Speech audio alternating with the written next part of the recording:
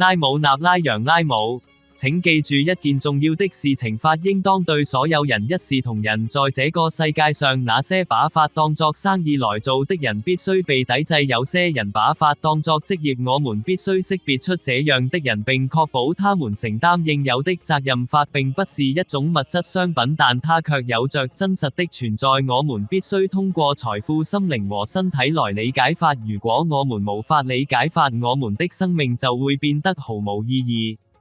法並不僅僅是偶像崇拜，它也不等同於種姓制度。法並不是指你是印度教徒、穆斯林、錫克教徒或是基督徒，正如我們無法劃分水、太陽光或我們呼吸的空氣一樣，法也無法被分割。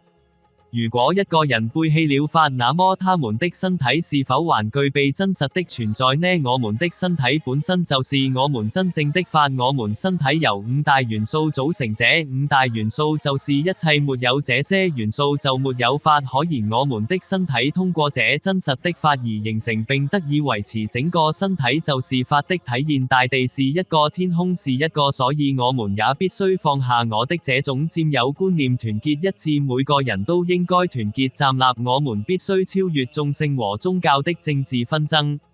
自然從未對任何人加以歧視。這顆星球上大約有80億人，他們的身體都由五大元素構成。我們從這些元素中獲得能量、良知和覺知，這種覺知教會我們生命的真正意義。我們應當如何生活，以何種方式生活。當世界誕生時，人類獲得了身體、意識、思想、智慧、辨別力和知識。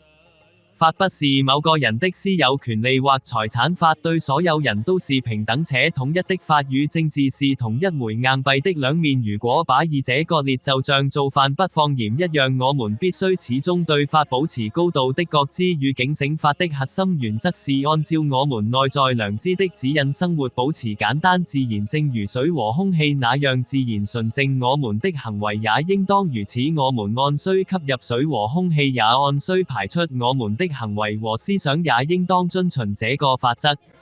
在印度，種姓和宗教問題已經延續了數個世紀，他們在將社會分裂成不同群體方面起到了顯著作用。基於種姓和宗教的歧視不僅違背人性，也阻礙社會進步。種姓和宗教永遠無法成為社會或精神進步的真正工具，他們只會在人的心中滋生仇恨。如今，種姓和宗教已經成為社會不平等與衝突的根源。現在是時候消除所有這種歧視，構建一個平等、世俗進步的社會了。這只有在我們傾聽內心的聲音與自然連接，並且定期誦念拉姆納拉揚拉姆時，才有可能實現。自然是最偉大的法，每個人都應當理解它。當一個人與拉姆納拉揚拉姆建立聯繫時，他們的生活自然會變得更加穩定與和平。拉姆納拉揚拉姆的教導始終強調保持積極的思想，持續做好事，並盡可能地幫助他人。